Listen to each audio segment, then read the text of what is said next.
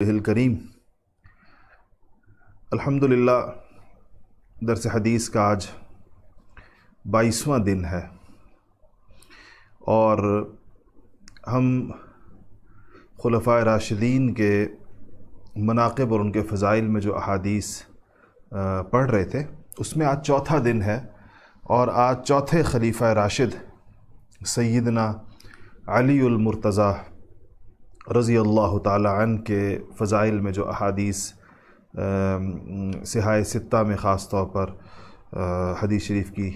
6 बड़ी किताबों में से 3-4 से आज इंशाअल्लाह अहादीस आपके सामने में आपको इंशाअल्लाह पढ़ाएंगे। और सैयदना अली मुर्तज़ा रज़ी अल्लाह ताला अन्हु हुज़ूर अकरम सल्लल्लाहु अलैहि वसल्लम के साथ उनके नसब के एतबार से खुलफाए राशिदीन में से सबसे करीब तरीन, क्योंकि बनु हाशिम में से भी थे और बनु अब्दुल मुत्तलिब में से भी थे और हुज़ूर अकरम सल्लल्लाहु अलैहि वसल्लम के चचा के बेटे थे और बड़े उन चचा के जिनके हुज़ूर अकरम सल्लल्लाहु अलैहि वसल्लम पर बड़े एहसानात थे, जनाब अबू तालिब जिनको कहते हैं। और आपके दामाद भी थे हज़रत फ़ातिमा ज़हरा रज़ी अल्लाह ताला अन्हा,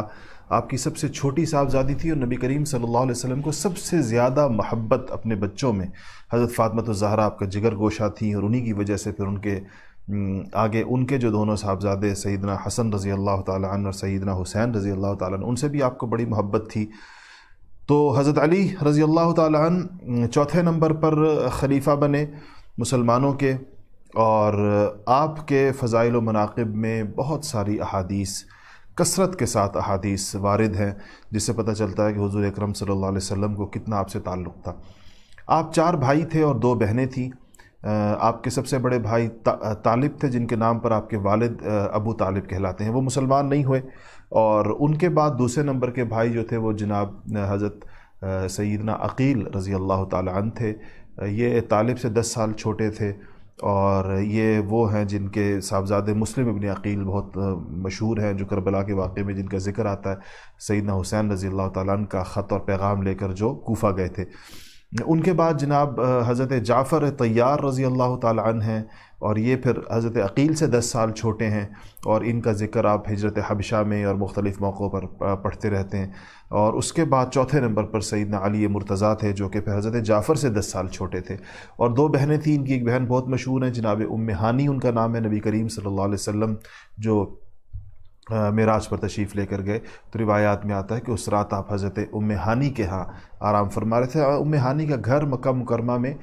इस वक्त वो मस्जिद नबवी मस्जिद हराम के अंदर है और एक ज़माने तक उसका लोगों को उसकी एक निशानी भी रखी गई थी, जिसकी वजह से उसका इल्म था कि वो हज़रत उम्मे हानी का घर है।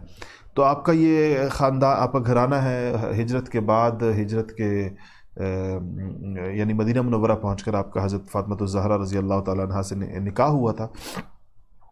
और हज़रत फ़ातिमा ज़हरा की हयात के बाद हज़रत फ़ातिमा ज़हरा रज़ी अल्लाह ताला अन्हा नबी करीम सल्लल्लाहु अलैहि वसल्लम की वफ़ात के चंद महीनों के बाद उनका इंतकाल हो गया था। उसके बाद हज़रत अली करमल्लाहु वजह ने कई निकाह किए और उनसे उनकी काफ़ी सारी औलाद पैदा हुई, लेकिन जो उनकी औलाद हज़रत फ़ातिमा रज़ी अल्लाह ताला अन्हा से था उस थी, यानी हज़रत हुसैन रज़ी अल्लाह ताला अन्हु, हज़रत हसन रज़ी अल्लाह ताला अन्हु, ये उनकी जो है वो हुज़ूर अकरम सल्लल्लाहु अलैहि वसल्लम की औलाद का जो सिलसिला सारे आलम में फैला है वो इन्हीं 2 शहज़ादों से जन्नत के नौजवानों के जो सरदार होंगे, सय्यदा शबाब अहलिल जन्ना वल हसन वल हुसैन सय्यदा शबाब अहलिल जन्ना, ये उनसे फैला है। और एक साहबजादी उम्मे कुलसूम और उनका निकाह सैयदना उमर फ़ारूक रज़ी अल्लाह ताला अन्हु से हुआ था और उमर फ़ारूक रज़ी अल्लाह ताला अन्हु इस एतबार से हज़रत अली करमल्लाहु वजह के दामाद हैं। अच्छा जी, तो इस पर पहले अहादीस पढ़ लेते हैं। आज मैंने बहुत कोशिश की अहादीस की तादाद मुख्तसर करने की, लेकिन मेरे सामने 17 अहादीस ऐसी थी जिनमें से किसी एक को भी कम करने का दिल नहीं चाह रहा था। इस एतबार से ये हमारे, अगर ये हम जितनी इसमें हो सकें तो शायद ये सबसे ज़्यादा अहादीस होंगी जो हम किसी भी सबक में पढ़ेंगे, अगर हम उसको पूरा करने में कामयाब हो जाते हैं। ये पैगाम मुझे मिल रहा है कि रफ्तार थोड़ी सी तेज़ है, तो हम इस पर और इसके लिए हम ये करेंगे कि इस प्रोग्राम को, ये जो आज का होगा, इसको हम ज़्यादा देर तक इंशाअल्लाह उस पर रखेंगे, चैनल के ऊपर मौजूद होगा। और आप लोग उसको, अगर अभी आपको पूरे तौर पर समझ में ना आ सका تو یا آپ کو تیز محسوس ہوا تو آپ اس کو ریمائنڈ کر کے دوبارہ بھی اور سہبارہ بھی اس کو سن سکتے ہیں۔ میں اپنے ساتھیوں سے گزارش کروں گا کہ یہ 10-15 گھنٹوں کے لیے اس کو چھوڑ دیں تاکہ آپ لوگ اس سے پورا استفادہ کر سکیں۔ تو حدیث پہلے پڑھ لیتے ہیں، پھر اس کے اوپر موقع سے بات بھی آئے گی۔ بسم اللہ الرحمن الرحیم۔ عن سلمہ قال كان علي قد تخلف عن النبي صلی اللہ علیہ وسلم في خیبر وكان به رمد۔ سیدنا علی کرم اللہ وجہ کو فاتح خیبر کہا جاتا ہے، اور آپ کی جو شجاعت کی اور آپ کی بہادری کی جو سب سے زیادہ شہرت ہوئی وہ خیبر میں آپ نے جو کردار ادا کیا، اور جو اللہ جل شانہ نے آپ کے ذریعے جو مسلمانوں کو، خیبر مدینہ منورہ سے کچھ فاصلے کے اوپر 200 کلومیٹر کے لگ بھگ یہ ایک علاقہ ہے، اور یہاں یہود کے قلعے تھے، اور یہ گویا کہ ان قلعے کیا تھے، ان کی ایک طرح کی فوجی چھاؤنیاں تھیں۔ تو یہاں پر مسلمانوں نے، یہود وہاں سے مستقل سازشیں کر رہے تھے، مسلمانوں کو نقصان پہنچا رہے تھے۔ تو وہاں حضرت حضور اکرم صلی اللہ علیہ وسلم نے حضرت نے خیبر کے موقع کے اوپر سیدنا علی کرم اللہ وجہ کے حوالے سے کیا فرمایا اور کیا ہوا، اس حدیث میں موجود ہے۔ کہتے ہیں کہ حضرت علی رضی اللہ تعالیٰ عنہ پیچھے رہ گئے تھے خیبر کا جب لشکر روانہ ہوا، اور اس کی وجہ یہ تھی کہ آپ کی دونوں آنکھیں دکھ رہی تھیں۔ آپ کی آنکھوں کے اوپر میں وہ جو آشوب چشم جس کو کہتے ہیں کہ آنکھیں دکھنے کی وجہ سے آپ حضور اکرم صلی اللہ علیہ وسلم کے ساتھ نہیں آ سکے تھے، آپ پیچھے سے آئے تھے، بعد میں آئے تھے۔ کان علی قد تخلف، حضرت علی رضی اللہ تعالیٰ عنہ پیچھے رہ گئے تھے، یعنی نبی صلی اللہ علیہ وسلم، نبی کریم صلی اللہ علیہ وسلم سے، فی خیبر، خیبر میں، وکان به رمد، اور اس کی وجہ یہ تھی کہ آپ کو آشوب چشم تھا، آپ کی آنکھیں جو ہے وہ دکھ رہی تھی، آنکھیں آپ کی جو ہیں وہ سوج گئی تھیں۔ فقال انا اتخلف عن رسول اللہ صلی اللہ علیہ وسلم، پھر انہوں نے سوچا کہ میں تو حضور اکرم صلی اللہ علیہ وسلم کے ساتھ رہ گیا، مجھے تو یہ تو جہاد ہے، غزوہ ہے، اس فضیلت سے تو مجھے نہیں رہنا چاہیے۔ تو فخرج علی فلحق بالنبی صلی اللہ علیہ وسلم، تو آپ نکلے اور جا کر نبی کریم صلی اللہ علیہ وسلم سے جا کر جا ملے۔ لحقہ کا مطلب جا ملے۔ فلما كان مساء الليلة التي فتحها الله في صباحها، کہا کہ پھر جب اس رات کی شام آئی، فلما كان مساء، شام کو کہتے ہیں مساء، وہ شام آئی، اللیلہ، اس رات کی، التی، جس رات کو، فتحها الله في صباحها، جس کی صبح کو اللہ تعالیٰ نے فتح عنایت فرمائی، یعنی وہ رات جس دن صبح فتح ہونی تھی، اس رات کو قال رسول اللہ صلی اللہ علیہ وسلم، رسول اللہ صلی اللہ علیہ وسلم نے فرمایا کہ لأعطین الرایۃ، آپ نے فرمایا کہ میں یہ علم، یعنی رایا کہتے ہیں علم کو، جھنڈے کو، میں اس جہاد کا جھنڈا، او لیأخذن الرایۃ، راوی کو شک ہے کہ آپ نے ان دو میں سے ایک الفاظ فرمائے۔ لأعطین کا مطلب ہے کہ میں دوں گا، اور لیأخذن کا مطلب ہے کہ وہ لے گا، یعنی وہ یا وہ لے گا یا میں دوں گا۔ یہ جھنڈا صبح اس کے پاس ہوگا، غدن صبح، رجلاً اس بندے کے پاس، یحبہ اللہ ورسولہ، جس سے اللہ اور اس کے رسول محبت کرتے ہیں۔ رات کو یہ فرما دیا کہ صبح جھنڈا اس کو دیا جائے گا جو اللہ اور اس کے رسول کا محبوب ہوگا۔ تو او قال یحب اللہ ورسولہ، راوی کہتے ہیں، اور یا انہوں نے یہ فرمایا کہ جو اللہ اور رسول کا محبوب ہے، یا یہ فرمایا یحب اللہ ورسولہ کہ وہ شخص اللہ اور اس کے رسول سے محبت کرتا ہے۔ ان میں سے ایک بات کہتے ہیں، ارشاد فرمایا، یا تو یہ کہا کہ اللہ اور اس کے رسول سے محبت کرتے ہیں، یا یہ فرمایا کہ وہ اللہ اور رسول سے محبت کرتے ہیں۔ یفتح اللہ علیہ، اور کہا کہ اللہ تعالیٰ اس کے ہاتھ پر یہ فتح عنایت فرمائیں گے خیبر کی۔ فَإِذَا نَحْنُ بِعَلِيٍّ وَمَا نَرْجُوهُ، کہتے ہیں کہ اتفاق سے حضرت علی رضی اللہ تعالیٰ آ گئے، پہنچ گئے، اور حالانکہ ان کے آنے کی ہمیں امید نہیں تھی، کیونکہ وہ تو اپنی بیماری کی وجہ سے رہ گئے تھے پیچھے۔ آنکھ جب انسان کی ایسی ہو تو سفر کیسے کرے، اس آنکھوں میں مزید مٹی پڑتی ہے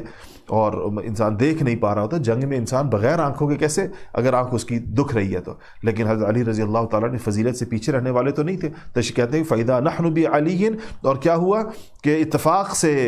حضرت علی رضی اللہ تعالیٰ نے آگے، حالانکہ وما نرجو، ان کے آنے کی امید نہیں تھی، کہا کہ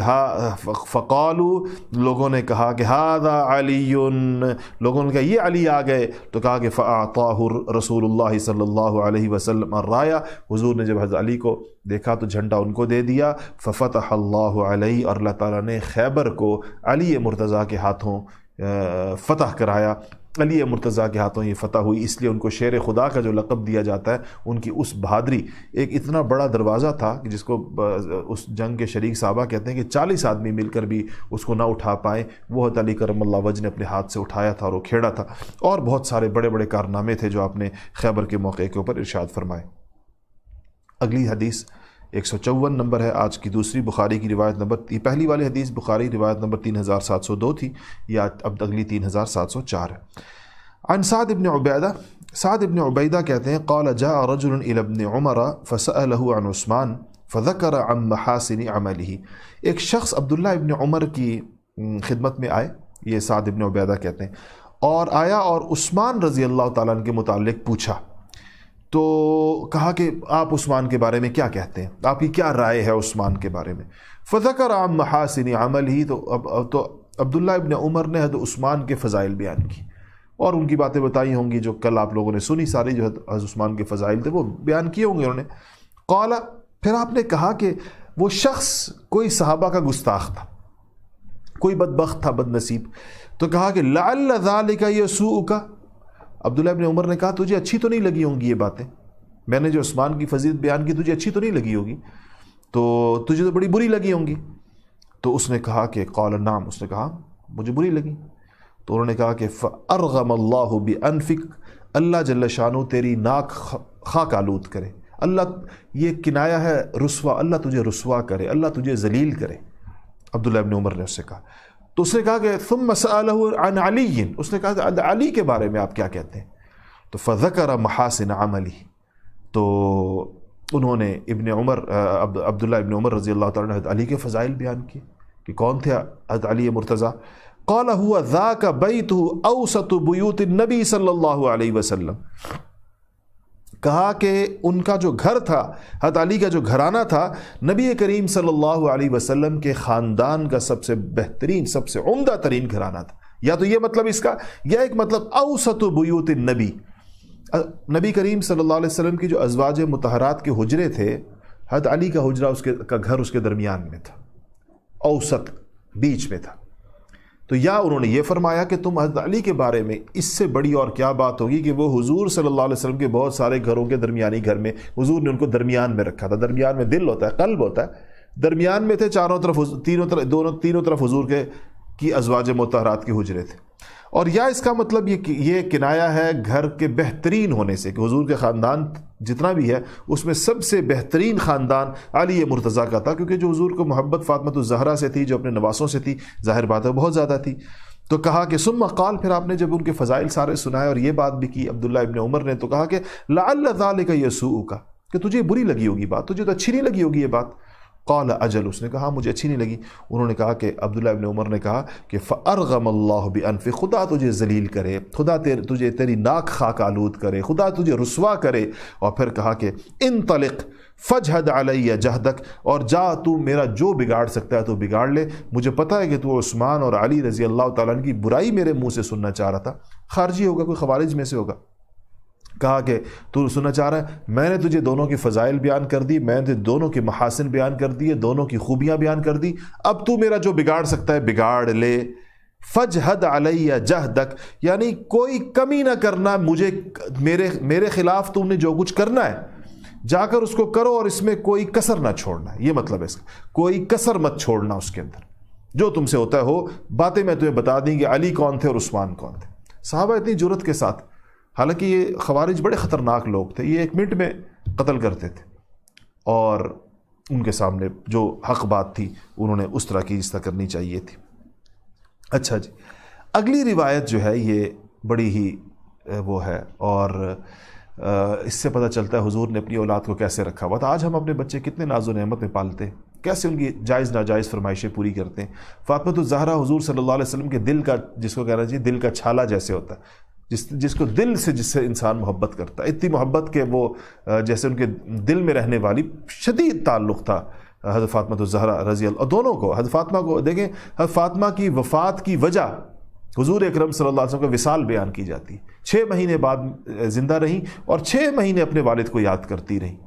اور آج بھی جب حضور کو لوگ فاطمہ کے ابا کہتے ہیں یا ان کو حضرت فاطمہ کی جب ان کی جانب نسبت کی جاتی ہے تو ہر انسان کے دل میں ایک عجیب کیفیت پیدا ہوتی ہے۔ حدثنا علی، حضرت علی اس روایت کو کرتے ہیں اور یہ روایت ہے بخاری شریف کی روایت نمبر 3705۔ علی رضی اللہ تعالیٰ عنہ فرماتے ہیں کہ ان فاطمہ علیہ السلام شکت ما تلقى من اثر الرحا، فاطمہ الزہرا رضی اللہ تعالیٰ عنہ نے نبی کریم صلی اللہ علیہ وسلم کے پاس گئیں اور ایک فریاد کی کہ چکی پیسنا، وہ بیمار بھی رہتی تھی، چکی پیسنا جو ہے یہ اس مشقت کا اپنے ان کے سینے پر وہ مشکیزہ جو پانی کا لاتی تھی اس کے نشان پڑ گئے تھے، ہاتھوں میں ان کے گٹھے پڑ گئے تھے چکی پیسنے کی وجہ سے۔ تو اس کا انہوں نے کہا کہ رحا چکی کو کہتے ہیں کہ چکی پیسنے نے جو ان کے ہاتھ کر دیے تھے مشکل۔ فأتى النبی صلی اللہ علیہ وسلم، حضور کے پاس آئے تھے کچھ غلام، لونڈیاں، غلام وغیرہ خدمت کے لوگ، تو حضرت فاطمہ کو کسی نے بتایا کہ حضور کے پاس خدمتگار آئے ہیں، لوگوں کو مل رہے ہیں اور لونڈیاں بھی مل رہی ہیں، غلام بھی مل رہے ہیں، تو آپ بھی جا کر اپنے لیے ایک لے آئیں جو آپ کا یہ پانی بھر دیا کریں، آپ کے لیے چکی پیس دیا کریں۔ فانطلقت، تو وہ آ گئیں حضور اکرم صلی اللہ علیہ وسلم کے پاس، آئیں تو گھر پر حضور نہیں تھے، فلم تجدہ، تو حضرت عائشہ کے گھر آئیں۔ اچھا یہ گھر جڑے ہوئے ہیں آپس میں، حضرت عائشہ کے گھر کے ساتھ ایک تو وہ یہ آپ خواتین جب جاتی ہیں اس میں ریاض الجنہ میں، تو آپ لوگ جس طرف سے آتی ہیں خواتین ریاض الجنہ میں، تو آپ کے لیفٹ سائیڈ کے اوپر جو ہے جو چبوترے کے دوسری جہاں آج کل ایک چبوترا سا بنا ہوا ہے، اس چبوترے کے راستے سے آپ لوگ گزر کے آتے ہیں میرے خیال ہے، تو اس چبوترے کے جو ایک طرف چبوترا ہے، دوسری طرف جو آپ کو یہ سبز دیوار نظر آتی ہے، یہ حضرت فاطمہ الزہرا کا گھر ہے، اور اس سے اگلا گھر حضرت اسی لائن کے اندر حضرت عائشہ کا تھا رضی اللہ تعالیٰ عنہ۔ حضرت عائشہ ملی، فاخبرتھا، انہوں نے ان سے کہا کہ میں حضور سے ملنے آئی تھی اور مجھے اگر کوئی ایک لونڈی غلام کوئی چیز مل جاتی، تو فلما جاء النبی، حضور جب تو واپس آ گئیں، حضور تشریف لائے تو اخبرت عائشہ بمجیء فاطمہ، عائشہ رضی اللہ تعالیٰ عنہ نے بتایا کہ فاطمہ آئی تھی اور یہ کہہ رہی تھی، تو حضور صلی اللہ علیہ وسلم فجاء النبی الینا، علی کہتے ہیں فاطمہ نے، عائشہ نے جیسے یہ بتایا کہ فاطمہ آئی تھی یا رسول اللہ آپ سے کچھ کہنے کے لیے، تو حضور فوراً فاطمہ کے گھر آ گئے، علی کہتے ہیں الینا، ہمارے گھر آ گئے۔ وقد اخذنا مضاجعنا، کہا تھوڑی سی دیر ہو گئی تھی عشاء کے بعد، ہم لیٹ چکے تھے بستر میں، یعنی اس سے پتہ چلتا ہے حضور عشاء پڑھ کے جب گھر آئے، اب عشاء کے بعد تو حضور کا بالکل معمول نہیں تھا کسی اور کام کا، لیکن حضرت فاطمہ کے آنے کا سن کر ایک بے چین باپ جیسے آپ تشریف لے گئے فاطمہ کے گھر۔ کہتے ہیں اخذنا مضاجعنا، ہم اپنے بستروں میں جا چکے تھے۔ فذهبت، تو لأقوم، حضرت علی کہتے ہیں میں نے جیسے حضور کو تشریف لاتے دیکھا میں کھڑا ہونے لگا، وہ اٹھنے لگا بستر سے، لیٹا ہوا تھا۔ فقال علی مکانکما، آپ نے کہا دونوں لیٹے رہو، مت ہلو اپنی جگہ سے۔ فقعد بیننا، کہتے ہیں ہم دونوں کے درمیان آ کر بیٹھ گئے۔ کیا منظر ہوگا اور کیسا یہ خاندان ہے کہ دونوں کو لٹائے رکھا، کہا دونوں لیٹے رہو اور درمیان میں آ کر بیٹھ گئے۔ علی کہتے ہیں کہ ہمارے بستر ایسے لگتا ہے کہ شاید سردی کا موسم ہوگا، کہتے ہیں حتی وجدت برد قدمیہ علی صدری، حضرت علی رضی اللہ تعالیٰ فرماتے ہیں کہ میں نے حضور کے دونوں پاؤں کی ٹھنڈک اپنے سینے پر، یعنی آپ نے شاید آ کر بیٹھے، پاؤں آپ نے دراز کیے، حضرت علی کے سینے کو آپ کے پاؤں لگ رہے تھے، اور علی کہتے ہیں حضور کے قدموں کی ٹھنڈک، میرے ٹھنڈے پاؤں ہوتے ہیں نا جو بندہ باہر سے آتا ہے، وہ میرے سینے کو لگ رہی تھی۔ وقال، اور آپ کو پتا تھا کہ عائشہ فاطمہ تو عائشہ کو بتائی تھی میں کس لیے آئی، الا اعلمکما خیرا مما سألتمانی، کہا تم لوگ جو مجھ سے مانگنے آئے تھے، فاطمہ جو آئی تھیں، تو تم دونوں کو میں اس سے بہتر ایک چیز بتاؤں، اور تم نے جو تم نے خادم مانگا نا، میں اسے تمہیں اچھی چیز بتاؤں۔ تو کہا کہ اذا اخذتما مضاجعکما، جب تم اپنے بستروں پر آ جاؤ، بستر پر جب لیٹنے لگو، تو تکبرا 34، 34 دفعہ اللہ اکبر کہا کرو، وتسبحا 33، 33 بار سبحان اللہ کہا کرو، وتحمدا 33، اور 33 بار الحمدللہ کہا کرو، فہو خیر لکما من خادم، یہ تمہارے لیے خادم سے بہتر ہے۔ 33، اس کو اسی لیے تسبیح فاطمہ کہتے ہیں، یہ لفظ آپ نے سنا نا تسبیح فاطمہ، اس کو تسبیح فاطمہ اس لیے کہتے ہیں کہ نبی کریم صلی اللہ علیہ وسلم نے اپنی لاڈلی جگر گوشے کو یہ خادم کی جگہ بتائی تھی، کہا تھکاوٹ دور ہو جائے گی اس سے، جو بھی رات کو سوتے، جس کو دن بھر کے کام سے تھکاوٹ ہو جاتی ہو، رات کو بستر میں لیٹ کر یہ کر لینا چاہیے، 33 بار سبحان اللہ، 33 بار الحمدللہ، 34 بار اللہ اکبر، یہ آپ نے ان کو دی۔ اور یہ آپ نے اپنے گھر کے، حالانکہ دیکھیں غلام اور خادم آئے ہوئے تھے، محدثین اس کی تشریح میں لکھا ہے کہ آپ نے تقسیم کر رہے تھے اور آپ چاہ رہے تھے کہ یہ میں صفہ والوں کو دے دوں، یہ فلانے کو دے دوں، اور جو لوگ تھے اپنی بیٹی کو، اپنی صاحبزادی کو اپنے، حالانکہ ان کے ہاتھوں کے چھالے بھی دیکھے اور آپ کو یہ بھی پتہ تھا کہ ان کے جسم کے اوپر اس پٹے کے نشان پڑ چکے ہیں گہرے، جو وہ پانی کا مشکیزہ جو وہ بھر کر لاتی تھیں کہیں سے، اور اس کی وجہ سے۔ اللہ اکبر۔ آگے چلے 156 نمبر، عن ابی سریحہ او زید بن ارقم عن النبی صلی اللہ علیہ وسلم من کنت مولاہ فعلی مولاہ۔ ترمذی کی روایت ہے 3713۔ مشہور حدیث ہے، مشہور روایت ہے۔ نبی کریم صلی اللہ علیہ وسلم کو دو موقع ہیں، اگلی ایک اور حدیث شریف بھی آئے گی، کہ جب بھی نبی کریم صلی اللہ علیہ وسلم کے سامنے سیدنا علی کرم اللہ وجہ سے کسی نے اپنی بے جا، جس کو کہنا چاہیے، کسی نے ایسی بات آپ سے کہی جو غلط فہمی پر مبنی تھی، آپ صلی اللہ علیہ وسلم نے اس پر کہا کہ علی کے بارے میں کہ من کنت مولاہ، جس کا میں دوست ہوں، جس کا میں دوست ہوں، فعلی مولاہ، علی رضی اللہ تعالیٰ عنہ بھی اس کے دوست ہیں۔ اچھا، مولا کا مطلب بہت سارے مطلب ہیں اس کے۔ مولا کا مطلب دوست بھی ہے، مولا کا مطلب سردار بھی ہے، مولا کا مطلب آقا بھی ہے، مولا کا مطلب سرپرست بھی ہے، مختلف معنوں میں یہ لفظ استعمال ہوتا ہے۔ تو آپ کوئی بھی معنی لے لیں، حضرت علی پر جچتا ہے، کوئی بھی معنی حضرت علی رضی اللہ تعالیٰ کے شایان شان ہے، کہ کہا کہ جس کا میں یہ کہہ دیں گے جس کا میں سردار ہوں تو علی مرتضیٰ اس کے سردار ہے، جس کا میں دوست ہوں، جس طرح ہم ولی اللہ جب کہتے ہیں، لفظ ہمارا استعمال ہوتا ہے نا، ولی اللہ فلانا اللہ کا بہت بڑا ولی ہے، تو وہاں پر ولی کے لفظ دوست کے معنی میں آتا ہے۔ تو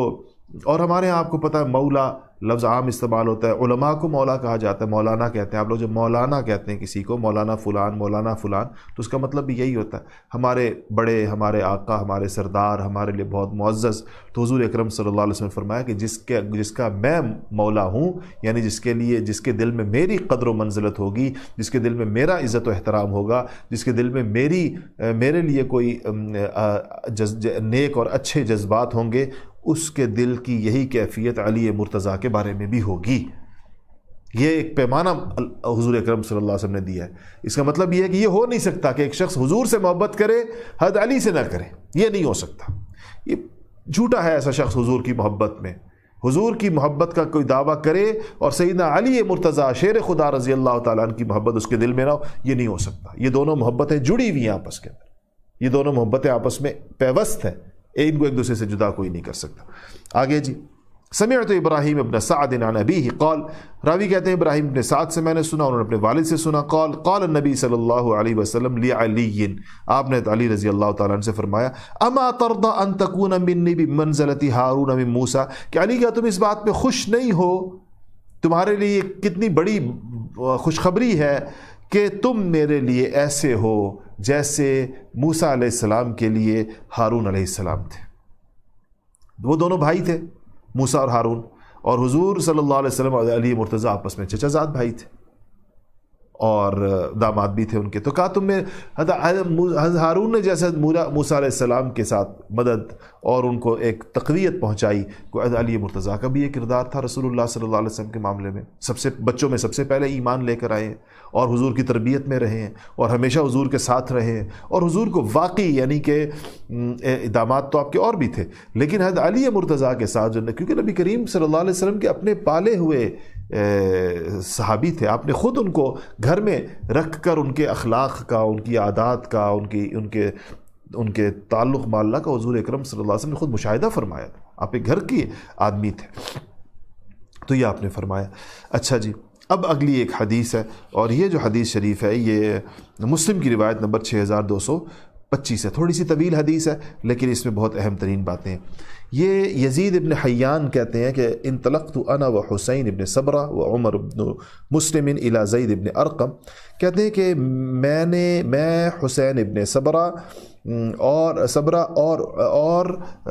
عمر بن مسلم، ہم تینوں حضرت زید ابن ارقم کے پاس گئے،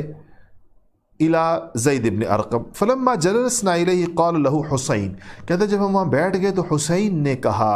ज़ैद इब्न अरक़म से, लक़द लक़ीत या ज़ैद खैरन कसीरा, ए ज़ैद आप सहाबी हैं, आपने हुज़ूर अकरम सल्लल्लाहु अलैहि वसल्लम की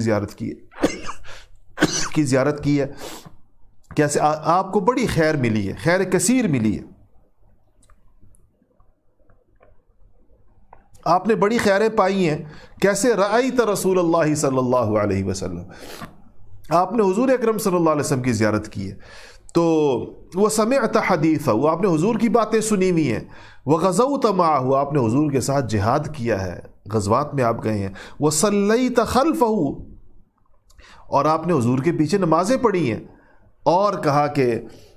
उनकी इक़्तिदा में नमाज़ें पढ़ी हैं, या ज़ैदु लक़द लक़ीत या ज़ैदु खैरन कसीरा, बेशक ज़ैद आपने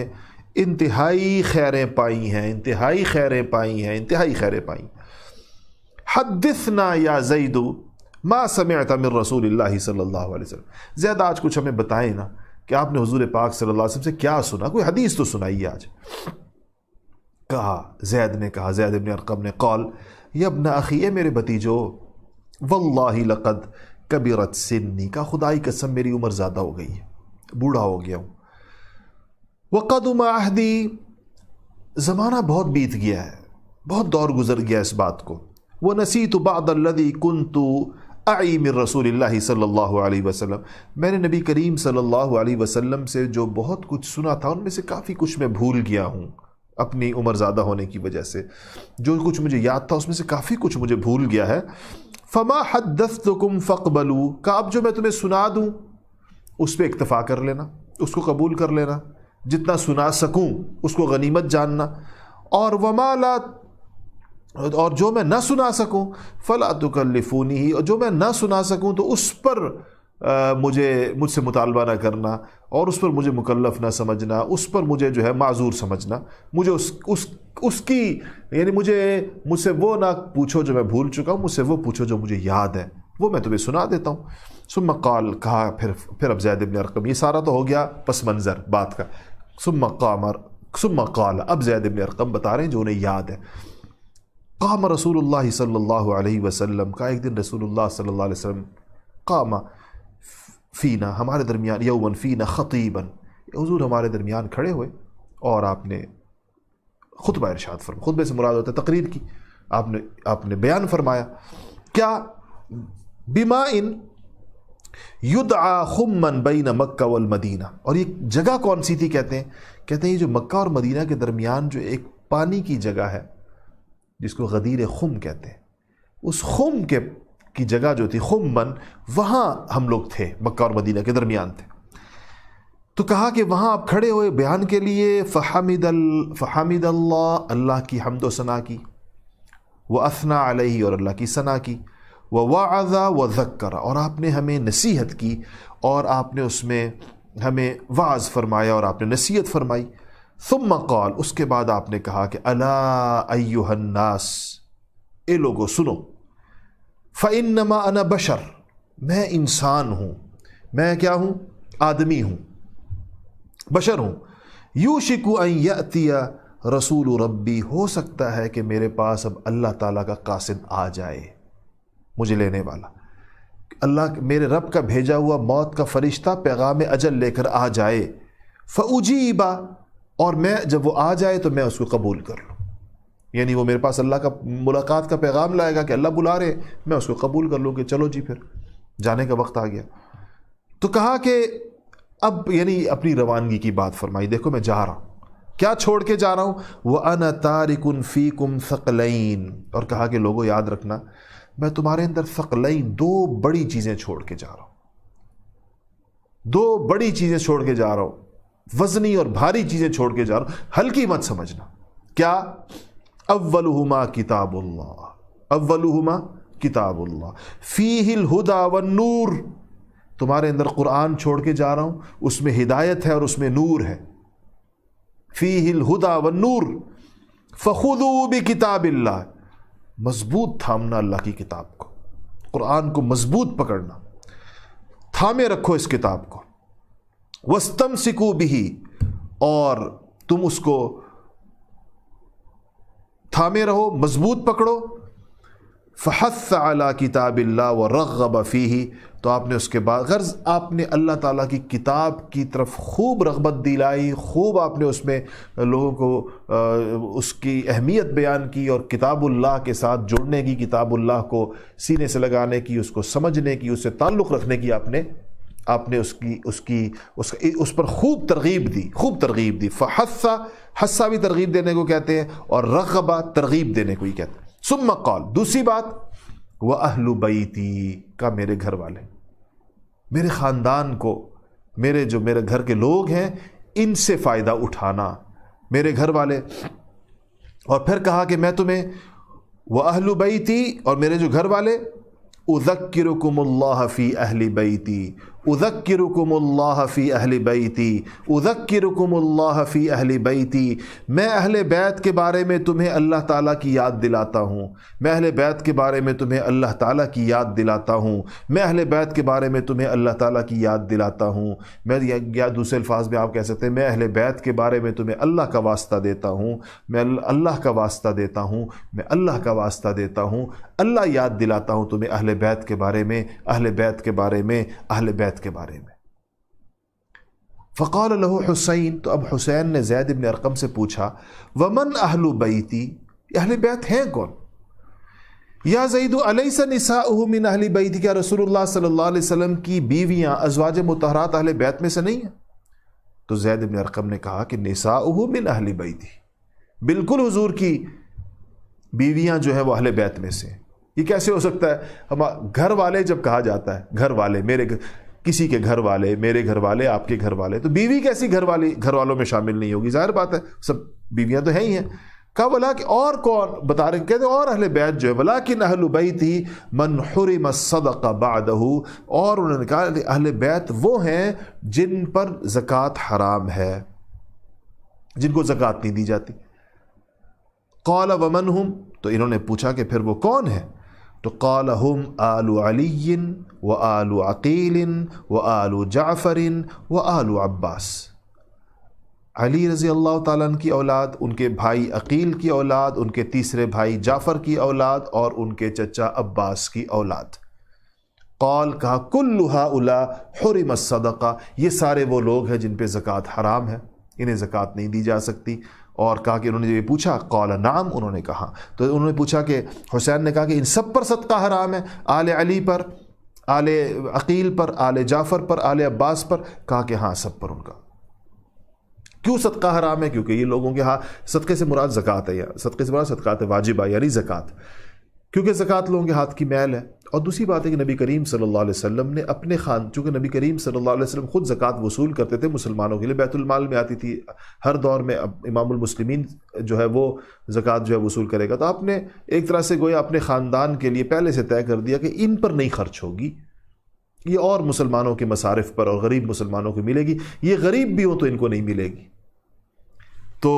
ان کو جو ہے مسلمان عطیے دیں گے، مسلمان ہدیے دیں گے. آل رسول ہیں، رسول اللہ صلی اللہ علیہ وسلم کی اولاد ہے. اسی وجہ سے یہ جو سادات کا مسئلہ ہے، ہمارے یہاں ان کو سادات کہتے ہیں، عرب دنیا کے اندر شریف کہتے ہیں، مختلف جگہوں کہیں بنو ہاشم کہتے ہیں، کہیں کوئی لقب دیا جاتا ہے. یہ نبی کریم صلی اللہ علیہ وسلم کی اولاد ہے اور خوب پھیلی ہے، جگہ جگہ پہنچی ہے. اور اس میں کوئی شک نہیں ہے کہ اللہ جل شانہ نے اتنی برکت عطا فرمائی ہے. بعض لوگوں کو ان کی تعداد کی کثرت پہ تعجب ہوتا ہے، حالانکہ اس میں تعجب بھی کوئی چیز نہیں. برکت ہے اولاد کی. نبی کریم صلی اللہ علیہ وسلم کی اولاد اللہ پاک نے خوب، حسینی سادات ہیں، حسنی سادات ہیں، دونوں ان کے شجرے ان کے پاس محفوظ ہیں. اور جتنے لوگ جو صحیح سادات ہیں ان کو اپنے پورے کی پورے اوپر تک کے شجرے لوگوں کو زبانی یاد ہیں، نہیں تو ان کی کتابوں میں، تاریخی کتابوں میں اس بات کا ذکر موجود ہے، ان کے کون سے آباء و اجداد کہاں سے چلتے ہوئے اس خطے میں آئے، یہاں آئے، ہندوستان آئے، دوسری جگہوں پر آئے. ان پر صدقہ یعنی صدقات واجبہ یعنی زکوٰۃ جو ہے وہ ان کو نہیں دی جاتی. اور اگرچہ بعض علماء کی رائے یہ ہے کہ اس زمانے میں بیت المال میں ان کا 5واں حصہ تھا، خمس تھا. وَعَلَمُوا أَنَّمَا، وہ جس قرآن شریف میں آتا ہے للہ ولرسولہ، جو اللہ اور اس کے رسول کے لیے جو خمس تھا وہ فَأَنَّ لِلَّهِ وَلِرَسُولِهِ، وہ سادات کے پاس آیا کرتا تھا. تو ان کے لیے بیت المال میں ایک حصہ متعین تھا، غنیمت کا 5واں حصہ ان کو ملتا تھا. اب نہ بیت المال رہے نہ پانچواں حصہ رہا۔ بعض علماء کی رائے یہ ہے، اگرچہ اس میں فتویٰ نہیں ہے لیکن ان کی رائے یہ ہے کہ اب ان کو جو زکوٰۃ نہ ملنے کی وجہ تھی وہ ان کا تو خمس تھا، وہ تو ملتا نہیں ہے ہی نہیں، کہیں بیت المال نہیں ہے، تو اب یہ بیچارے غریب سادات کیا کریں؟ لوگ ان کو زکوٰۃ بھی نہیں دیتے، عطیہ میں سے کوئی دیتا ہے کوئی نہیں دیتا، تو اسی لیے ان کے لیے ایک الگ سے نظام ہونا چاہیے، الگ فنڈ ہونا چاہیے۔ ہم نے بھی جب یہ ریلیف کا کام شروع کیا، لاک ڈاؤن ریلیف کا پاکستان میں، تو ہم نے سادات کا فنڈ الگ قائم کیا اور ہم نے اس میں کہا کہ اس میں زکوٰۃ مت بھیجیں، اس میں صرف عطیہ بھیجیں، ہدیہ بھیجیں، حضور کے اولاد کو جب بندہ دے تو عطیہ دے۔ اور سچی بات یہ ہے کہ ہم بڑے حیران ہوئے کہ لوگوں نے اس میں بڑے زور و ہم نے اور بھی فنڈ قائم کیے، سب سے زیادہ جو ڈونیشنز آئیں وہ سادات کے فنڈ میں آئیں، لوگوں نے اس کو دیا بغیر نان زکوٰۃ اس کے اندر دی، اس شوق کے اندر کہ یہ حضور اکرم صلی اللہ علیہ وسلم کی اولاد ہے۔ تو یہ مجھے بڑے بڑے علماء کے فون آئے، بڑے بڑے حضرات کے، انہوں نے مجھے کہا یہ پہلی دفعہ ایسے ہوا ہے پاکستان کی چیریٹی ہسٹری کے اندر، پہلی دفعہ ایسے ہوا ہے کہ اس طرح سادات کا الگ فنڈ قائم کیا گیا، اور بہت انہوں نے خوشی کا اظہار کیا۔ اور خیر المدارس ملتان کے استاذ الحدیث حضرت مولانا عابد صاحب دامت برکاتہم نے اور بہت سے حضرات نے فون کیے، تو انہوں نے کہا کہ اس کو آپ پورا سال چلائیں، یہ صرف اس لاک ڈاؤن ریلیف میں نہ رکھیں، پورا سال سادات کا آپ کے پاس ایک نظام ہو، اور یہ بہت بڑا نمونہ ہے لوگوں کے لیے کہ لوگ اس کے اوپر اس طریقے کے ساتھ، ان کی باعزت طریقے کے ساتھ، جس طرح اس خاندان کے شائن شان جو ان کے ساتھ مدد کرنی چاہیے اس طریقے۔ بعض لوگوں کو اللہ نے بڑا ذوق دیا ہے، وہ بہت سادات کے بارے میں ان کا دل وہ ہوتا ہے، بھائی یہ سوچ کر کے یہ حضور کی اولاد ہیں، ان کے ساتھ ہم کوئی خیر کریں گے، ایسے جیسے کل حضور کے سامنے جب ہم جائیں گے تو ہمیں یہ وہ ہو کہ یہ وہ لوگ ہیں جنہوں نے حضور کی اولاد کے ساتھ خیر خائی کی۔ بعض لوگوں کو اس کا اللہ نے بڑا جذبہ دیا ہے، انشاءاللہ ہمارا ارادہ ہے کہ ہم اس کو پورا سال کچھ نہ کوئی نظام انشاءاللہ رکھیں گے، اللہ اس کی توفیق عطا فرمائے۔ اچھا جی، اگلی حدیث ہے، عن عمران بن حسین قال بعث رسول اللہ صلی اللہ علیہ وسلم جیشا، نبی کریم صلی اللہ علیہ وسلم نے ایک لشکر بھیجا، واستعمل علیہم علی بن ابی طالب فمضى في السریہ، تو کہتے ہیں کہ جب وہ وہاں مقرر کیا، وہ اس لشکر کے اندر گئے، اور جب وہ وہاں پہنچے تو ان کا فمضى، یہ حدیث ہے بخاری شریف کی روایت نمبر، ترمذی کی روایت نمبر 3712، تو واستعمل علیہم علی بن ابی طالب فمضى في السریہ، اور علی کو امیر کیا، تو وہاں انہوں نے فاصاب جاریہ، وہاں پر ان کو ایک لانڈی ملی، اس مسئلے پر کچھ اختلاف پیدا ہوا، وتعاقد اربعۃ من اصحاب الرسول صلی اللہ علیہ وسلم فقالوا اذا لقینا رسول اللہ صلی اللہ علیہ وسلم اخبرناہ بما صنع علی، اس لانڈی کی تقسیم پر اختلاف ہوا کہ وہ کس کو ملنی چاہیے تھی پہلے یا نہیں، تو کہا کہ اس پر ان حضرات نے کہا، لوگوں نے نکیر کی، اور 4 صحابہ نے طے کیا کہ وہ جب نبی کریم صلی اللہ علیہ وسلم سے ملیں گے تو ہم نے حضرت علی کی شکایت لگائیں گے۔ تو کہتے ہیں کہ وکان المسلمون اذا رجعوا من السفر بدأوا برسول اللہ صلی اللہ علیہ وسلم فسلموا علیہ ثم انصرفوا الى رحالہم، تو کہا کہ جب یہ لوگ مسلمان جب سفر سے لوٹتے تھے تو سب سے پہلے نبی کریم صلی اللہ علیہ وسلم کے پاس حاضر ہوتے تھے، ایک ادب کا تقاضا تھا، ان سے ملتے، آپ کو سلام کرتے، پھر اپنے گھروں کو جاتے۔ تو جب یہ سریہ واپس آیا تو سلموا علی النبی صلی اللہ علیہ وسلم، تو حضور کو سلام کیا، فقام احد الاربعہ، تو ان میں سے کھڑے ہوئے کہا کہ یا رسول اللہ الم تر الی علی بن ابی طالب صنع کذا و کذا، تو اس کے بعد کہا کہ انہوں نے کہا کہ اس طرح حضرت علی کی شکایت لگائی، فاعرض عنہ، حضور صلی اللہ علیہ وسلم نے اعراض فرمایا،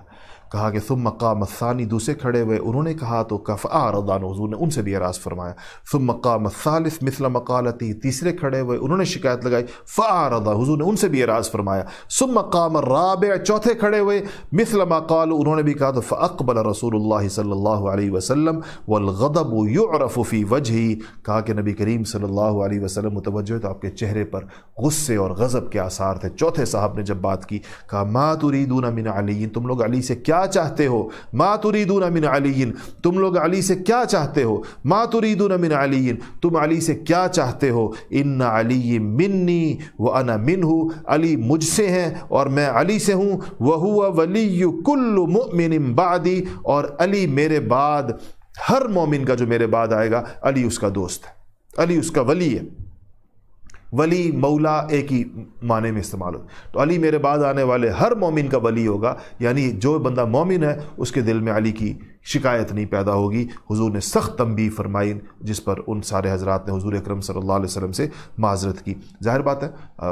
ایک سفر میں، ایک لشکر میں آپس میں کوئی بات ہو سکتی ہے، لیکن حضور اکرم ان حضرات نے پھر حضور اکرم صلی اللہ علیہ وسلم نے اس شکایت کو، اس کا مطلب ہے کہ حضرت علی رضی اللہ تعالیٰ نے جو کچھ وہاں پر معاملہ ہوا تھا اس میں علی رضی اللہ تعالیٰ حق بجانب تھے، وہ حق بجانب تھے. یہ حضرات کو غلط فہمی تھی تو نبی کریم صلی اللہ علیہ وسلم نے ان کی غلط فہمی کو رفع کیا. اچھا جی، ایک اور حدیث ہے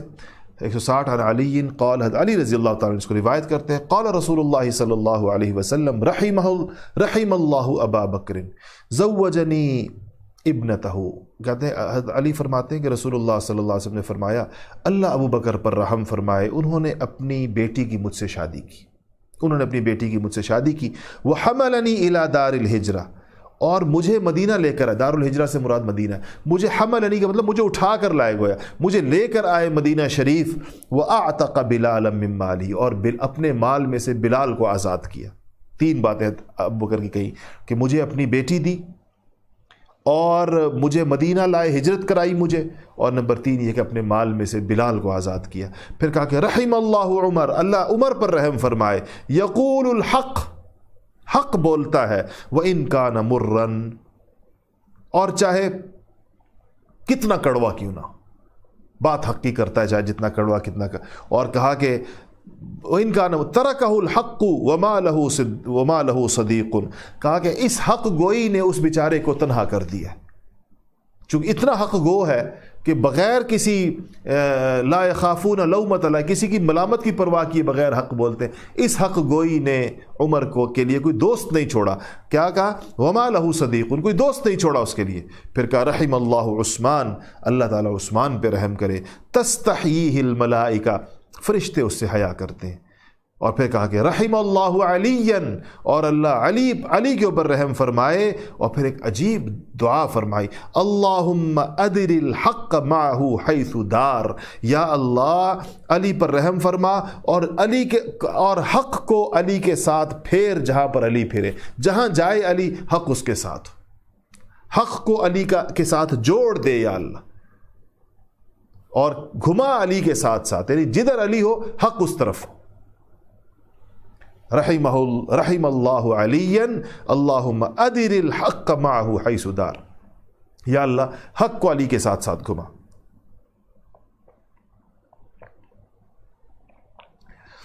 اچھا جی، اگلی حدیث 161 آنا ابن بریدہ. حضرت ابن بریدہ عن ابی، اپنے والد سے روایت کرتے ہیں، قال رسول اللہ صلی اللہ علیہ وسلم، کہ میرے والد بریدہ کہا کرتے تھے کہ قال رسول اللہ صلی اللہ علیہ وسلم نے فرمایا ان اللہ امرنی بحب اربع، کہ حضور کہتے تھے اللہ تعالیٰ نے مجھے 4 بندوں سے محبت کا حکم فرمایا ہے. بہت بڑی بات ہے،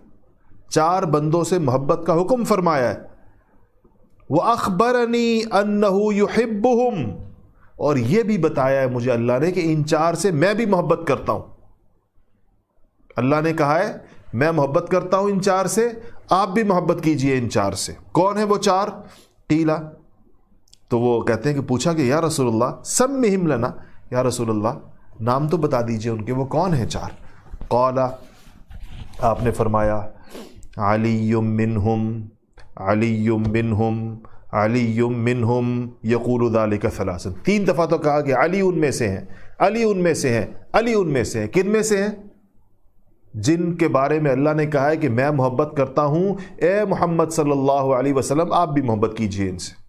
پھر کہا کہ وہ ابو ذر، دوسرے ابو ذر. تیسرے والمقداد، مقداد ابن اسود.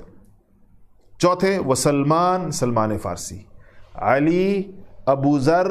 مقداد، سلمان فارسی. کہا کہ یہ امرنی بحبہم، اللہ تعالیٰ نے مجھے ان لوگوں سے محبت کا حکم دیا ہے. وَأَخْبَرَنِي أَنَّهُ يُحِبُّهُمْ، اور مجھے خبر دی ہے کہ میں ان سے محبت کرتا. اللہ نے مجھے خبر دی ہے کہ اللہ ان سے محبت کرتا ہے، کہ میں ان سے محبت کرتا ہوں. اللہ نے یہ کہا ہے اور مجھے بھی کہا ہے تم ان سے محبت کرو. اور ان میں پھر 3 دفعہ کہا علی منہم علی منہم علی منہم، علی ان میں سے ہیں، علی ان میں سے ہیں، علی ان میں سے۔ کتنی اللہ کی طرف سے پیغام ہے، حضور کو حکم ہے۔ اچھا جی،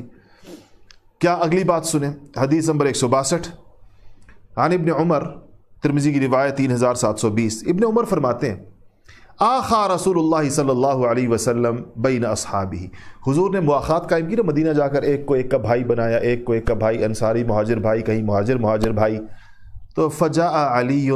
تدمع عیناہ، حضور نے علی کو کسی کا نہیں بنایا بھائی، تو کہا علی آئے تدمع عیناہ، آنکھوں سے آنسو ٹپک رہے ہیں، آنکھوں سے آنسو بہ رہے ہیں۔ فقال یا رسول اللہ، کہا کہ یا رسول اللہ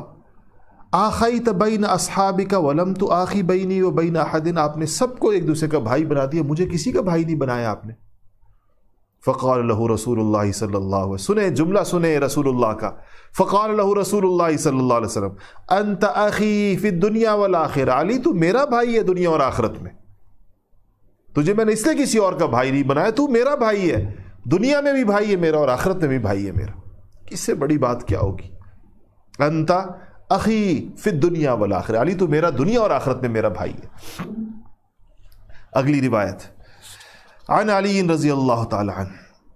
قال قال رسول اللہ صلی اللہ علیہ وسلم، کہا کہ حضور اکرم صلی اللہ علیہ وسلم نے فرمایا انا دار الحکمہ، میں حکمت کا گھر ہوں، حکمت سے مراد علم،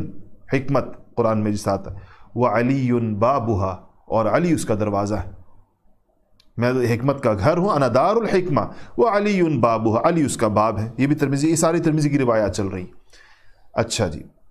ان علی قال، حضرت علی رضی اللہ تعالیٰ عنہ فرماتے ہیں قال لقد عہد الی النبی صلی اللہ علیہ وسلم، کہ نبی کریم صلی اللہ علیہ وسلم مجھ سے فرمایا انہ لا یحبک الا مؤمن، علی تجھ سے جو محبت، تجھ سے مومن محبت کرے گا، تجھ سے صرف مومن ہی محبت کرے گا، ولا یبغضک الا منافق، اور تجھ سے جو بغض رکھے گا، تجھ سے صرف منافق بغض رکھے گا۔ ایک میزان قائم کر دیا رسول اللہ نے، ایک پیمانہ قائم کر دیا کہ مومن کی علامت یہ ہے کہ وہ علی سے محبت کرنے والا ہوگا، منافق کی علامت یہ ہے کہ اس کے دل میں علی کا بغض ہوگا۔ جس کے دل میں علی کا بغض ہے وہ منافق ہے، جس کے دل میں علی کی محبت ہے وہ مومن ہے، یہ فرمایا رسول اللہ صلی اللہ علیہ وسلم۔ اچھا جی، آگے عن انس بن مالک قال، 165 حدیث بخاری ترمذی کی روایت، نمبر جو ہے وہ 3721، عن انس بن مالک قال کان عند النبی صلی اللہ علیہ وسلم طیر، کہتے ایک دفعہ نبی کریم صلی اللہ علیہ وسلم کے پاس کہیں سے کوئی پرندہ آیا کھانے کے لیے، پرندہ کوئی مرغابی کوئی چیز، فقال، آپ نے ایک دعا کی، کہا اللہم ائتنی باحب خلقک الیک، یا اللہ اپنی میرے پاس اس کو، اب آپ کھانے کے لیے بیٹھے نا تو آپ نے عجیب دعا کی، کہا یا اللہ کسی ایسے شخص کو لے آئیے جو تیری مخلوق میں مجھے سب سے زیادہ محبوب ہو، سب سے زیادہ پیارا ہو، یاکل معی ھذا الطیر، جو آ کے میرے ساتھ یہ پرندہ کھائے۔ تو کہتے ہیں کہ آپ نے یہ دعا کی، فجاء علی، حضرت علی آگے، فاکل معہ، اور آپ کے ساتھ کھایا، اتنی آپ کو محبت علی مرتضیٰ سے۔ اچھا جی، اگلی کہا کہ عن البراء، براء ابن عازب کہتے ہیں کہ بعث النبی جیشین، نبی کریم صلی اللہ علیہ وسلم نے 2 لشکر بھیجے، وَأَمَّرَ عَلَىٰ أَحَدِهِمَا عَلِيَّ بْنَ أَبِي طالب، ایک پر علی بن ابی طالب کو امیر مقرر کیا، وَعَلَى الْآخَرِ خالد بن الولید، دوسرے پر خالد بن ولید کو، 2 لشکر، ایک کے امیر علی بن طالب، دوسرے کے امیر خالد بن ولید، جرنیل سپہ سالار مسلمانوں کی تاریخ کی۔ وقال اذا كان القتال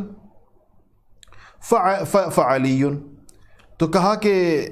کہ جب لڑائی ہو، جس ٹائم لشکر 2 ہیں لیکن جب لڑائی ہوگی تو علی امیر ہو جائیں گے، تو کہا کہ علی، یعنی لڑائی کے ٹائم میں تو لشکر 1 ہونا چاہیے نا، سفر میں 2 ہوں گے، لڑائی میں علی امیر ہو جائیں گے۔ قال فافتتح علی حصنا فاخذ منه جاریہ، حضرت علی رضی اللہ تعالیٰ عنہ نے قلعہ فتح کیا، حصن کے لوگ کہتے ہیں، اور اس مال غنیمت میں سے ایک لونڈی لے لی، تو فکتب معی خالد کتابا الی النبی صلی اللہ علیہ وسلم یمشی بہ، تو کہا کہ میرے ہاتھ حضرت خالد نے، یہ راوی کہہ رہے ہیں برا، ایک تو میرے ہاتھ حضرت خالد نے نبی کریم صلی اللہ علیہ وسلم کو ایک خط بھیجا، مجھے خط دیا کہ جاؤ حضور کے پاس لے جاؤ، اور اس خط میں کیا تھا؟ یمشی بھی، یعنی حضرت علی رضی اللہ تعالیٰ کی شکایت تھی اس کے اندر. تو کہتے ہیں برا کہتے ہیں کہ فقدمت علی النبی، میں حضور کے پاس آیا ان کا خط لے کر، حضرت خالد بن ولید کا. تو فقرأ الکتاب، حضور نے پڑھا خط، تو کہا کہ کیا ہوا؟ فتغیر لونہ، نبی کریم صلی اللہ علیہ وسلم کا رنگ مبارک بدل گیا. تو کہا کہ ما ترى فی رجل یحب اللہ ورسولہ ویحبہ اللہ ورسولہ، کہا کہ تم اس ایسے شخص کے سلسلے میں تم کیا چاہتے ہو، اس شخص کے بارے میں جو اللہ اور اس کے رسول سے محبت کرتا ہے اور اللہ اور اس کے رسول اس سے محبت کرتے ہیں، جو اللہ اور اس کے رسول سے محبت کرتا ہے اور اللہ اور اس کے رسول اس سے محبت کرتے ہیں. تو کہا کہ میں نے حضور کو جو غصے میں دیکھا تو میں نے قلت اعوذ باللہ من غضب اللہ وغضب رسولی، میں نے فوراً کہا کہ میں اللہ کی پناہ مانگتا ہوں اللہ تعالیٰ کے غصے سے اور رسول اللہ کے غصے سے. وانما انا رسول، کہا کہ میں تو صرف قاصد ہوں، یہ میری بات نہیں یا رسول اللہ. برا نے فوراً اپنے آپ کو باہر کیا معاملے سے، حضور کے غصے کو دیکھ کہا رسول اللہ مجھے تو خط دیا گیا تھا پہنچا، میں تو پیغام لانے والا ہوں فقط. وانما انا رسول، رسول کہتے ہیں قاصد، میں تو فقط قاصد ہوں. تو کہا کہ فسکتا، اس پر آپ خاموش ہو گئے. ورنہ آپ نے ان سے کہا کہ تم اس بندے کے بارے میں کیا چاہتے ہو جو اللہ اور اس کے رسول سے محبت کرتا ہے اور اللہ اور اس کے رسول اس سے محبت کرتے ہیں. اگلی حدیث عن جابر، یہ بھی ترمذی کی روایت ہے 3726، دعا رسول اللہ صلی اللہ علیہ وسلم یوم الطائف فانتجاہ، کہا کہ دعا رسول اللہ صلی اللہ علیہ وسلم علیًا یوم الطائف فانتجاہ، کہا غزوہ طائف کے دن نبی کریم صلی اللہ علیہ وسلم علی کو بلایا، دعا بلایا حضور نے، کس کو؟ علیًا. فانتجاہ، اور ان سے کچھ سرگوشی کے انداز میں حضور باتیں کرتے رہے علی سے. تو کہتے ہیں لقد طال نجواہ مع ابن عمہ، تو راوی صحابی کہتے ہیں، جابر کہتے ہیں فقال الناس، کہتے ہیں لوگوں نے کہنا شروع کیا، لوگوں نے کہا لقد طال نجواہ مع ابن عمہ، کہ رسول اللہ نے اپنے چچزاد بھائی کے ساتھ بہت زیادہ سرگوشیاں کی. حضور اکرم صلی اللہ بڑی دیر تک سرگوشیاں فرمائیں، بڑی دیر تک باتیں فرمائیں. تو جب حضور کو پتہ چلا لوگ یہ کہہ رہے ہیں کہ فقال رسول اللہ صلی اللہ علیہ وسلم من تجیتہ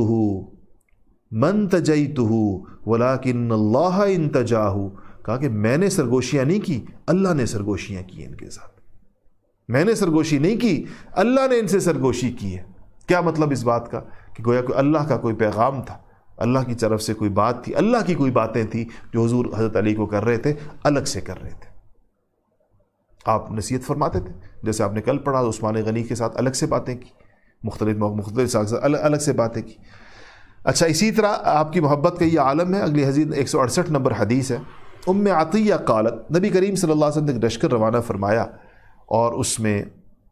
ام عطیہ یہ حدیث بیان کرتی ہیں بعث النبی صلی اللہ علیہ وسلم جیشن، حضور اکرم صلی اللہ علیہ وسلم نے ایک لشکر روانہ فرمایا، فیہم علی، اس لشکر میں علی بھی تھے. قالت فسمعت النبی صلی اللہ علیہ وسلم، تو ام عطیہ کہتی میں نے حضور کو سنا، سمعت میں نے خود سنا حضور کو، وہو رافع یدیہ، اپنے دونوں ہاتھ اٹھائے ہوئے تھے آپ نے،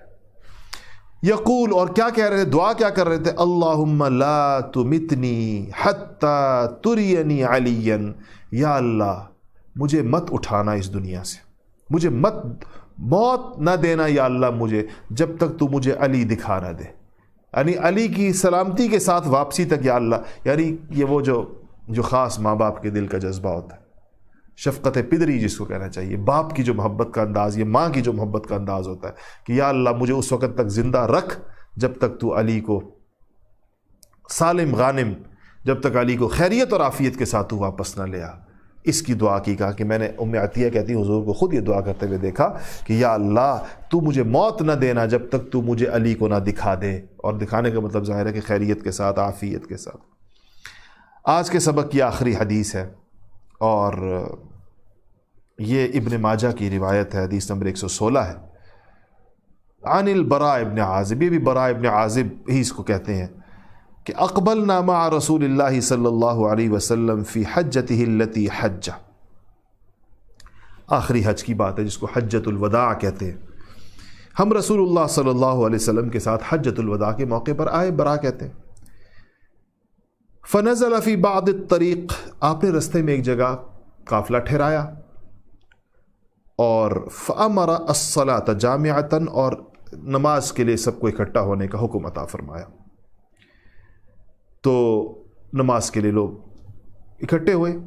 فاخذ بید علی رضی اللہ عنہ، اس کے بعد آپ نے علی رضی اللہ تعالیٰ عنہ کا ہاتھ پکڑا، اور لوگوں سے حضرت علی کا ہاتھ پکڑا، اور لوگوں سے جو لوگ نماز کے لیے جمع تھے ان سے سوال کیا. فقال الست اولی بالمؤمنین من انفسہم، کیا میں مسلمانوں کو ان کی جانوں سے زیادہ پیارا ہوں یا نہیں؟ الست اولی وہ قرآن میں آتا ہے النبی اولی بالمؤمنین من انفسہم، کہ نبی کریم صلی اللہ علیہ وسلم مسلمانوں کو اپنی جانوں سے زیادہ پیارے ہیں، اپنی جانوں سے زیادہ عزیز ہیں. اپنی جانوں سے بھی زیادہ مسلمان اپنے اوپر اپنی جان سے زیادہ نبی کا حق سمجھتے ہیں. تو آپ نے یہ سوال کیا، کیا کہا؟ الست اولی بالمؤمنین من انفسہم، کیا میں مومنوں سے ان کی جانوں سے بھی زیادہ ان کو عزیز ہوں یا نہیں ہوں؟ قالوا بلا، سب نے کہا رسول اللہ کیوں نہیں آپ؟ قال الست اولی بکل مؤمن من انفسہ من نفسہ، کیا میں ہر مومن کو اس کی جان سے زیادہ عزیز ہوں یا نہیں ہوں؟ قالوا بلا، کب بالکل ہے یا رسول اللہ، آپ ہم میں سے ہر ایک کو اس کی جان سے زیادہ عزیز ہیں. آپ نے یہ پوچھنے کے بعد اب فرمایا قال فہذا ولی من انا مولاہ، تو جس کو میں اپنی جان سے عزیز ہوں یہ علی اس کا ولی ہے، اس کا دوست ہے. اللہم والی من والاہ، یا اللہ جو علی سے محبت رکھے تو بھی اس سے محبت رکھ. اللہم عادی من عاداہ، یا اللہ جو علی سے دشمنی کرے تو اس کا دشمن ہو جا. کتنی صریح اور واضح حدیث سیدنا علی سے محبت رکھنے کا پیغام. کیا کہا؟ تو پھر سے سن لیجئے. اللہ فہذا ولی من انا مولاہ، جس کا میں مولا ہوں علی اس کا ولی اور اس کے دوست ہے. یعنی جو مجھے اپنا آقا سمجھتا ہے وہ علی کو اپنا دوست بنائے گا، اس کے دل میں علی کے لیے احترام اور عزت اور محبت ہوگی. اور پھر کہا کہ اللہم، اب یہ اللہ سے کہہ اللہ، یا اللہ والی من والاہ، جو علی سے محبت رکھتا ہو یا اللہ تو بھی اس سے محبت رکھ. اللہم عادی من عاداہ، یا اللہ جو علی کا دشمن ہو تو بھی اس سے دشمنی فرما، تو اس کو اپنا دشمن بنا لے جو علی کے ساتھ دشمنی رکھے. الحمدللہ 17 احادیث ہم نے آج پڑھی. ٹھیک ہے، تیز ہو گئی ہوں گی، دوبارہ سن لیجئے گا، اور جو لوگ اہتمام سے لکھ رہے ہیں ان کو مشکل ہوگی. کتنا اللہ جل شانہ کا ہمارے اوپر فضل ہے کہ ہمارے اس دل میں اللہ جل شانہ نے سیدنا علی کرم اللہ وجہ کی کیسی زبردست محبت اللہ نے عطا فرمائی ہے، اور کتنے توازن کے ساتھ عطا فرمائی ہے. جو حضور اکرم صلی اللہ علیہ وسلم درجہ بندی قائم فرما کر گئے ہیں، الحمدللہ مسلمان اہل سنت والجماعت اس کے اوپر پورے طور پر کاربند ہیں. وہ سیدنا ابوبکر صدیق کو ان کے مقام پر رکھتے ہیں، عمر فاروق کو ان کے مقام پر رکھتے ہیں، عثمان غنی کو ان کے مقام پر رکھتے ہیں، علی مرتضیٰ کو ان کے مقام پر رکھتے ہیں، سیدنا امیر معاویہ رضی اللہ عنہ کو ان کے مقام پر رکھتے ہیں، حضرات حسنین کریمین سیدنا حسن و سیدنا حسین کو ان کے مقام پر رکھتے ہیں، اور سب سے بلا تفریق محبت کرتے ہیں، اور امہات المؤمنین کو ان کا درجہ عطا کرتے ہیں، اور حضور کی صاحبزادیوں بنات النبی کو ان کے درجے پر رکھتے ہیں. اس توازن کا نام اسلام ہے، اس حسن توازن کا نام، اس بیلنسڈ ایک اپروچ کا نام، جس میں انسان کہیں پر کسی کے حق میں ڈنڈی نہ مارے. کہیں پر اللہ تعالیٰ دلوں کا حال جانتا ہے، اللہ دلوں کو دیکھ رہا ہے، اللہ کو پتہ ہے کہ اس کے دل میں کیا ہے. یہ توازن جو ہے، یہ جیسے نبی جو احادیث کہہ رہی ہوں، جو نبی کریم صلی اللہ علیہ وسلم فرما، اس کے آگے انسان جو ہے اس کا سر تسلیم خم ہو، اور وہ اس کے ساتھ جو ہے اس کے دلی اور قلبی جذبات ہوں. سیدنا علی کرم اللہ وجہ سے محبت حضور اکرم صلی اللہ علیہ وسلم گویا فرمان ہے، اور اس کو حضور کا حکم اور امر سمجھ کر مسلمانوں کے دلوں میں ان کی ایک محبت ہے. ان کے نام رکھے جاتے ہیں، لوگ علی نام رکھتے ہیں، حیدر نام رکھتے ہیں، اور ان کو جو اور القاب دیے گئے ہیں نبی کریم صلی اللہ علیہ وسلم کی جانب سے، ان القاب، آپ کو لقب ابو تراب، آپ نے مٹی کے اندر ایک دفعہ تھے تو لیٹے ہوئے تھے، تو حضور نے ان کی مٹی خود اپنے ہاتھوں سے جھاڑی اور کہا کہ اے ابو تراب. ابو تراب مٹی کو کہتے ہیں، اے وہ شخص جس نے مٹی میں اپنے اوپر لگا دی ہو، تو محبت سے یہ فرمایا اور خود اپنے ہاتھوں سے ان کی مٹی کو، حضرت علی مرتضیٰ کے جسم پر لگی ہوئی مٹی کو رسول اللہ صلی اللہ علیہ وسلم نے اپنے ہاتھوں سے جھاڑا۔ تو آج الحمدللہ خلفائے راشدین کا تذکرہ مکمل ہوا۔ کل انشاءاللہ کچھ تذکرہ حضرات حسنین کریمین کا ہوگا، ان کے ساتھ فاطمۃ الزہرا رضی اللہ تعالیٰ عنہ کی بھی بات ہوگی، ان کے ساتھ ہو سکتا ہے کچھ اور امہات المؤمنین کی بات بھی ہو جائے۔ ایک دن انشاءاللہ ہم حضرت سیدنا امیر معاویہ رضی اللہ تعالیٰ عنہ، کیونکہ ان کو بہت زیادہ نشانہ بنایا جاتا ہے اور ان کی بہت گستاخی ہوتی ہے، اور اس لیے ان کے فضائل پر بھی جو احادیث آئی ہیں اس پر بھی انشاءاللہ بات ہوگی۔ دن ہمارے پاس اب غالباً رہ گئے ہیں، آج ہمارا 22واں سبق تھا تو ہمارے پاس 3 دن رہ گئے۔ اچھا، 3 دنوں کے لیے ایک چیز جس میں آپ کا مشورہ چاہیے ہوگا، وقت پورا ہو گیا، وہ یہ ہے کہ ہم اب تو چونکہ پاکستان میں یہ ہمارا وقت 9 بجے کا ہے اور یہ عشاء کی نماز کے فوراً بعد کا وقت ہوتا ہے، تو کل جو ہے تراویح کا امکان ہے اور پرسوں انشاءاللہ بالیقین ہے، اگر کل نہ ہوئی تو پرسوں تو ہے ہی ہے، اور اس کے بعد تو ہمارے 3 دن کا سبق باقی ہے جو کہ اس وقت پر کرنا ہمارے لیے ممکن نہیں ہوگا، کیونکہ تراویح کا وقت کل، یعنی تراویح نہ بھی ہوئی لیکن ہم مسجد میں رہیں گے، تراویح کا انتظار کریں گے۔ تو اب یہ 3 دن کے لیے ہمیں اس سبق کا وقت بدلنا ہے، اور دن خیال یہ ہے کہ اس کو دن میں لے جائیں پاکستانی وقت کے مطابق، دوپہر 12 بجے سے لے کر 1 بجے کے درمیان۔ تو اگر یہ وقت آپ لوگوں کو سوٹ کرتا ہے تو ٹھیک ہے، اور اگر نہ سوٹ کرتا ہو تو اس کی صورت وہی ہوگی کہ ہم 12 سے 1 تک سبق پڑھ لیں، اور اس کے بعد جو ہے وہ ویب سائٹ وہ اس پر یوٹیوب پر اویلیبل رہے، اور آپ اپنے اوقات کے مطابق امریکہ والے، آسٹریلیا والے، یو کے والے، اسکینڈینیوین ممالک کے لوگ، جن کو جو وقت سوٹ کرتا ہے اس کے مطابق وہ اس کو دیکھ لیں۔ ایک صورت یہ ہمارے لیے زیادہ آسان کی صورت ہے، ورنہ کوئی اور وقت اگر آپ کے ذہن میں جس میں آپ لائیو دیکھنا چاہتے ہو، ریکارڈنگ اور لائیو کے جذبات میں تھوڑا سا فرق ہوتا ہے، تو وہ آپ لوگ اپنے وہ جو میں نے آپ کو فون نمبر دیا اس پر آپ لوگ اپنے مشورے دے سکتے ہیں، جس میں پاکستان اور پوری دنیا کے لوگوں کے لیے جو چیز وہ 25 درس جب یہ پورے ہو جائیں گے انشاءاللہ ہم اس کی دعا کر دیں گے، یہ پھر ریپیٹ ٹیلی کاسٹ اس کا ہوگا رمضان شریف کے اندر، اس کا وقت بھی آپ مشورہ دے سکتے ہیں کون سا رہے، تو وہ اس میں یہی درس دوبارہ چلیں گے، اور اس میں جن لوگوں کی حدیثیں رہ گئی ہیں آپ اس کو دوبارہ بھی سن سکتے ہیں، اور نئے لوگوں کو رجسٹر کر سکتے ہیں کہ اس کورس کو وہ دوبارہ، اس میں کئی ہزار لوگوں نے رجسٹریشن کرا دی ہے لیکن آپ مزید لوگوں کو لا سکتے ہیں۔ رمضان میں انشاءاللہ ارادہ تفسیر پڑھانے کا ہے، کیونکہ رمضان قرآن کا مہینہ ہے، شہر رمضان الذی انزل فیہ القرآن ھدی للناس وبینات من الھدی والفرقان، تو 1 گھنٹے کا انشاءاللہ تفسیر کا پروگرام ہوگا۔ اس کی رجسٹریشنز کے لیے اسی ویب سائٹ پر ہمارے البرہان.org پر اس کورس کی رجسٹریشن کھلی ہے، جو کہ کل رات کو بند ہو جائے گی، آخری دن ہے اس کا، میرے خیال ہے کئی ہزار لوگ رجسٹر ہو چکے ہیں لیکن آپ لوگوں کو شاید پورا پتہ نہ ہو، تو آپ اس پہ بھی لوگوں کو رجسٹر کرائیں، 1 دن ہے آپ کے پاس۔ سیرت کی رجسٹریشنز بھی ہمارے ساتھیوں کے مطابق اس کے بھی آخری 24 گھنٹے ہیں، تو اس میں الحمدللہ کوئی 31,000 بچے تقریباً رجسٹر ہو چکے ہیں، 31,000 سے اوپر، اور آپ اس کو کوشش کریں، یہ تعداد جتنی زیادہ جا سکتی ہے تو اس کے بعد اس کی رجسٹریشن بھی کلوز ہو جائے گی۔ اور تو یہ قرآن انشاءاللہ اور سیرت اور یہ حدیث کی ریپیٹ ٹیلی کاسٹ، اور آسک البرہان چل رہا ہے پاکستانی وقت کے مطابق شام 7 بجے سے لے کر 8 بجے تک سوال و جواب کی نشست چل رہی ہے، اور اس میں البرہان کے مفتیان کرام سوالوں کے جواب دے رہے ہیں، آپ نے کوئی بھی سوال پوچھنا ہو تو آپ وہاں پر ان سے پوچھ سکتے ہیں۔ تو یہ چیز وہ ہے میں نے عرض کر دی، اور دوپہر کا یہ بتا رہے ہیں کل رات کو 12 بجے جو ہے یہ لنکس جو ہے سارے بند ہو جائیں گے، تو یہ آپ اس کے بارے میں رمضان کے استقبال کے حوالے سے، اور رمضان کو کیسے گزارنا چاہیے، رمضان کے اوقات میں کیا ہو، نظام الاوقات کیسے بنے، کون سی عبادات کی جائیں، اس پر انشاءاللہ ایک پروگرام ہوگا، اور وہ اس کی اطلاع انشاءاللہ آپ کو کر دی جائے گی۔ میں کوشش کروں گا کہ کل آپ کو اس کے بارے میں بتا دوں کہ وہ کس وقت میں ہوگا، اس میں آپ کے لیے میں پورے رمضان شریف کا ایک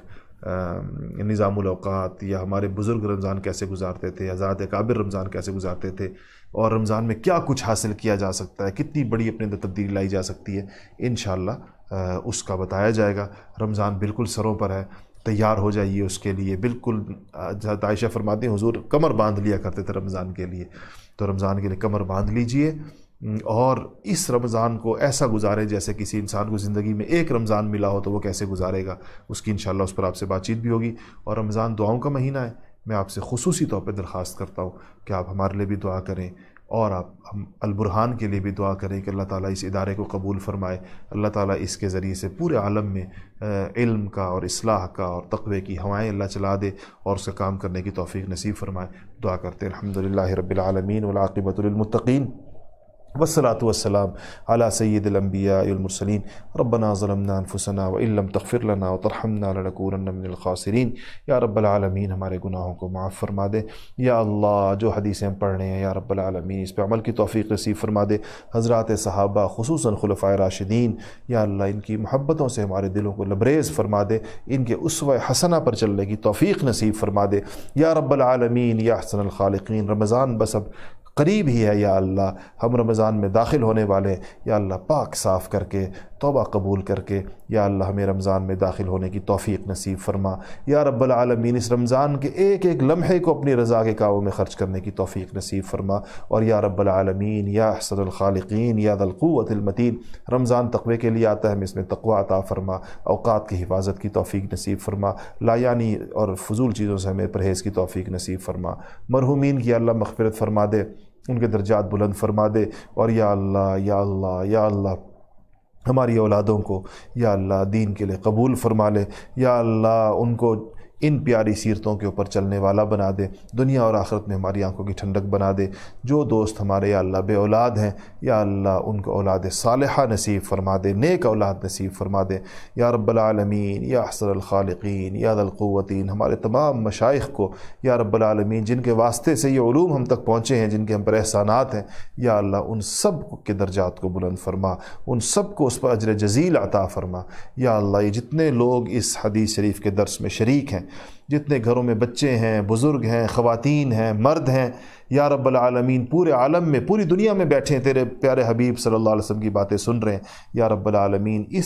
ان احادیث کے صدقے سے اور یا اللہ حضور کے مبارک ارشادات کی برکت سے ہمارے تمام مسئلوں کو حل فرما دے، ہماری تمام مشکلات کو دور فرما دے، تمام پریشانیاں ختم فرما دے، ہمارے گھروں کو یا اللہ امن اور محبت کا گہوارہ بنا دے، ہمارے گھروں میں یا اللہ جوڑ اور آپس کے اندر ایک تعلق ہم سب کو ایک دوسرے سے نصیب فرما دے، ہمارے گھروں کو خیر و برکت کی جگہ بنا دے، یا اللہ شیطان کو ہمارے گھروں سے نکال دے، اختلاف اور انتشار کو ہمارے گھروں سے نکال دے، یا رب العالمین ہمارے گھروں میں برکتوں کی بارش برسا دے، یا رب العالمین ہمارے دسترخوان وسیع فرما دے، یا اللہ رمضان آ رہا ہے، یا اللہ ہمارے دسترخوان کو وسیع فرما دے، یا اللہ یا رب العالمین ہمیں لوگوں کو افطار کرانے کی یا اللہ لوگوں کی خدمت کرنے کی توفیق نصیب فرما دے، یا رب العالمین یا احسن